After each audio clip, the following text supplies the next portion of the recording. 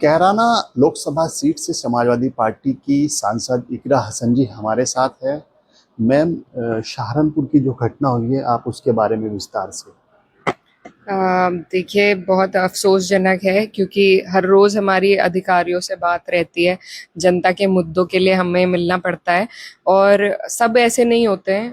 अच्छे भी हैं, सुनते हैं लोग हमारी बात जनप्रतिनिधियों की, और सुननी भी चाहिए, ये अधिकार भी है।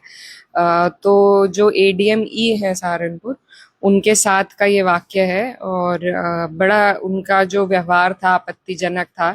और मेरे साथ एक महिला जनप्रतिनिधि थी, छुटमलपुर की चेयरमैन। मेरा लोकसभा क्षेत्र भी नहीं है, मेरा कोई ऐसा काम नहीं था। वो बड़ी परेशान थी कुछ वक्त से, वो उनसे मिलना चाहती थी। तो 12 बजे से 3 बजे तक ये कहकर कि लंच पर हैं, उनको बैठा के रखा। उस दौरान मैं भी कलेक्ट्रेट के पास थी, उन्होंने मुझे वहां से गुजरते देखा, वो मेरे पास आई। एक महिला जनप्रतिनिधि, पहले भी वो मुझे कई बार कह चुकी थी इस विषय के बारे में। उस वक्त क्योंकि मौके पर मैं उन्हें मिली तो उन्होंने मुझे कहा कि हमसे तो हमें मिलने का टाइम भी नहीं दिया जा रहा और आप मदद कर दो। वो थोड़ी परेशान थी, भावुक हुई, और एक महिला होने के नाते मुझे लगा कि मुझे उनकी सुन मदद करनी चाहिए। मैंने खुद एडीएमई को कॉल किया, 3 बार हमने उन्हें फ़ोन किया। उन्होंने कोई जवाब नहीं दिया। इतने में एडीएमएफ जो है वहाँ पर वो आए, उनसे बात हुई, उनको हमने कहा। तो उनके फ़ोन करने के बाद ये जानकारी उनके दफ्तर से भी मिली कि लंच के लिए गए हुए हैं। तो एडीएमएफ के फ़ोन करने के बाद 3:30 बजे एडीएम ही अपने दफ्तर आए, और लंच का भी एक निर्धारित वक्त होना चाहिए। ऐसा नहीं है कि आप 12 बजे से फिर बस छुट्टी कर ले लंच के नाम पे, तो ये फिर जनता के काम कब होंगे। तो खैर वो आए, उनके आराम में खलल पड़ा, तो वो पहले से ही एक मूड में थे। आकर वो बैठे, हमने अपनी बात रखी, और विषय ऐसा था कि ईओ और जो चेयरमैन हैं उनके बीच में हम सिर्फ चाहते थे कोऑर्डिनेशन बन जाए, जिसका माध्यम एडीएम बने। कोई हम लिखित रूप से ईओ के खिलाफ भी शिकायत नहीं देना चाहते थे। बहुत आराम से हमने उन्हें ये बात समझाई कि हम इसलिए आए हैं कि ईओ और जो चेयरमैन है, ये नगर पालिका सही रूप से सुचारू ढंग से चले, इनके बीच में आप बैठ के बात कराइए और इनका कोऑर्डिनेशन बना दीजिए। तो उन्होंने कहा लिखित में दीजिए, जिस पे मैंने कहा कि लिखित में हम कुछ शिकायत अभी ईओ के खिलाफ नहीं देना चाहते, बात ऐसे ही हो जाए तो बेहतर है। उसके बाद चेयरमैन साहिबा अपनी कुछ बात रखने लगी, उन्होंने अपनी परेशानी जाहिर करी, जिस पर बड़े ही बदतमीजी के साथ एडीएम ने कहा कि आप लिखित में दीजिए, जाइए यहाँ से, लिखित में दीजिए। उस पर हस्तक्षेप करने पर मैंने हस्तक्षेप किया और उन्हें कहा कि ये कोई तरीका नहीं है बात करने का। मेरे हस्तक्षेप के बावजूद भी उनका वही व्यवहार और वही टोन रही, जिस पे फिर हमें बहुत आपत्तिजनक वो बात लगी। देखिए, महिलाएं हैं और महिला जनप्रतिनिधि हैं, ये सरकार बेटी बचाओ बेटी पढ़ाओ 33% आरक्षण हर चीज की बात कर रही है, लेकिन अगर इस तरीके से बेलगाम होकर अधिकारी व्यवहार करेंगे जो मौजूदा महिला जनप्रतिनिधि हैं, तो आगे के लिए फिर क्या हमारे लिए रास्ता है पता नहीं। तो मुझे बड़ी आपत्तिजनक उनका व्यवहार लगा, हम वहां से उठकर आए। उसी दिन मैंने डीएम साहब को, सब लोगों को अवगत कराया, लिखित रूप से हमने सभी के संज्ञान में ये बात डाली। लेकिन क्योंकि कावड़ चल रहा है जनपद में, सभी अधिकारी व्यस्त हैं, हमने उस तरीके से इस मामले को उतना चर्चा में नहीं लाना चाहते थे। लेकिन आज एडीएम साहब कह रहे हैं कि ये निराधार है, जो भी बातें हैं। तो मैं लगभग 1 साल से जनप्रतिनिधि रही हूँ, और उससे पहले भी जनता से हम हमेशा जुड़े रहे हैं, जनता की परेशानियों से अधिकारियों को अवगत कराते रहे हैं। अगर ऐसी कोई हमारी मंशा होती उनके खिलाफ झूठ वो करने की, तो सिर्फ उन्हीं के खिलाफ कोई क्यों करता, और आज से पहले कभी ऐसा नहीं हुआ। तो निराधार कहना इन चीजों को, ये और भी गंभीर विषय है कि आप दरकिनार कर रहे हैं हमारी बात को। तो हमारा यही निवेदन है सरकार से भी और प्रशासन से भी कि सख्त से सख्त उनके खिलाफ कार्रवाई होनी चाहिए, उनकी ट्रेनिंग होनी चाहिए, क्योंकि महिला विरोधी उनकी मानसिकता मुझे लगी कि इस तरीके से डिसमिस कर एक एटीट्यूड में उन्होंने बात करी। तो ये सभी के लिए सीख है, और सीख का विषय होना भी चाहिए कि उनके खिलाफ एक सख्त कार्रवाई हो, उनकी ट्रेनिंग उन्हें दी जाए कि किस तरीके से जनता से, महिलाओं से, जनता के जनप्रतिनिधियों से किस तरीके से बात करनी चाहिए, सुननी चाहिए और व्यवहार करना चाहिए।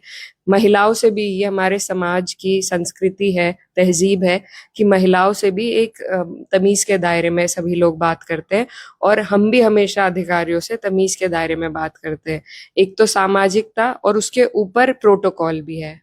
और क्या एडीएम का जब बयान आया डैमेज कंट्रोल करने की, इसकी जो है जी, वो खिसियानी बिल्ली खम्बा नोचे, और उनका बयान मैंने देखा, और जिसमें वो कह रहे हैं सब कुछ निराधार है। तो उनके भी अधिकारी एडीएमएफ वहां पर मौजूद थे, वो भी बता देंगे कि क्या हमने उनका वेट किया या नहीं, क्या उनके फोन पे वो आए या नहीं। तो बहुत सी चीजें हैं, और हमें कोई शौक नहीं है किसी के खिलाफ इस तरीके से कार्रवाई करा के। कुछ घटना हुई है तभी ये बात यहाँ तक पहुंची है, और मेरी सभी अधिकारियों से बात होती है, डीएम साहब से, सबसे, सबको पता है क्या किस व्यवहार से हम बात करते हैं, पता चल जाता है। तो वो लोग भी सब जानते हैं, और वो भी ये कह रहे थे कि हमें कभी ऐसा आपकी तरफ से महसूस नहीं हुआ, और ये बहुत गलत बात है। तो अब हम बस यही इंतजार कर रहे हैं कि कार्रवाई क्या होती है उनपे। अभी तक कोई शासन से, सरकार से कोई किसी तरह का कॉल आपके पास आया हो आपकी शिकायत के बाद?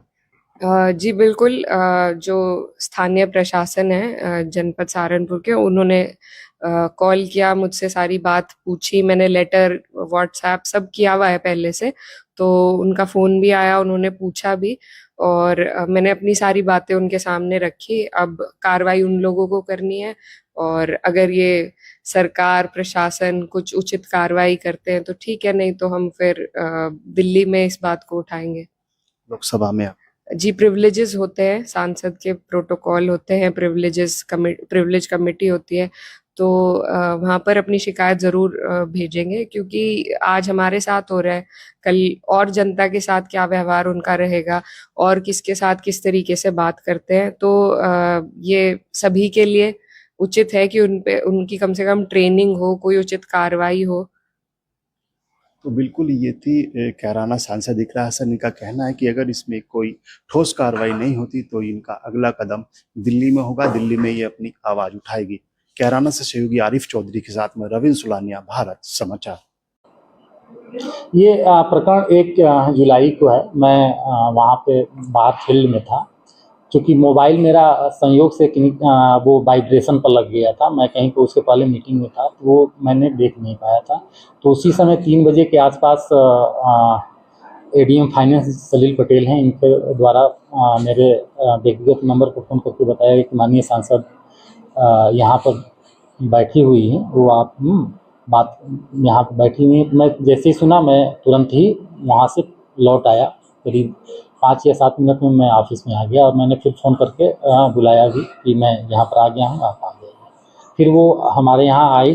सबसे पहले आते ही उन्होंने नाराज़गी जताई कि आपने फ़ोन, तो मैंने बताया कि ये फ़ोन उस पर वाइब्रेशन होने के कारण मैं देख नहीं पाया था, और जैसे ही मुझे सूचना मिली मैं आ गया हूँ, इसीलिए मैं आ गया, और आपको जो भी बताना है बता दीजिए। तो उन्होंने छुटमलपुर नगर पंचायत छुटमलपुर को लेकर के शिकायत की। तो मेरे द्वारा कहा गया कि 2-3 दिन पहले ही मैं ईओ को भी बुलाया था, और ये नगर पंचायत के अध्यक्ष हैं, इनको से भी बातें हुई थी। और रही बात, अगर कोई शिकायत है तो आप उसकी लिखित में शिकायत दे दीजिए। तो उन्होंने कहा कि नहीं, हम लिखित में शिकायत नहीं देंगे आप। इसी पर हमने कहा कि देखिए, शासन के द्वारा सीधा ईओ नियुक्त किया गया है, और बिना लिखित शिकायत के जो व्यक्तिगत अगर बातें हैं तो उसका कोई अर्थ नहीं है, आप लिखित में शिकायत दे दीजिए। वार्ता सिर्फ इतनी ही हुई। मैं एक लोक सेवक हूं, और मुझे अपनी सीमा पता है कि एक माननीय सांसद को भला कोई कैसे कर सकता है कि आप जो उन्होंने शिकायत में कहा होगा कि गेट आउट शब्द का प्रयोग किया गया है, ये पूरी तरह से बिल्कुल ही निराधार है। और हम लोगों को हमेशा शासन से निर्देश रहता है कि सभी माननीय जनप्रतिनिधियों का सम्मान किया जाना चाहिए, उनके पत्रों का समय पर उत्तर दिया जाना चाहिए। उसका हम लोग मैं भी पूरी तरह से निर्वहन करता हूँ।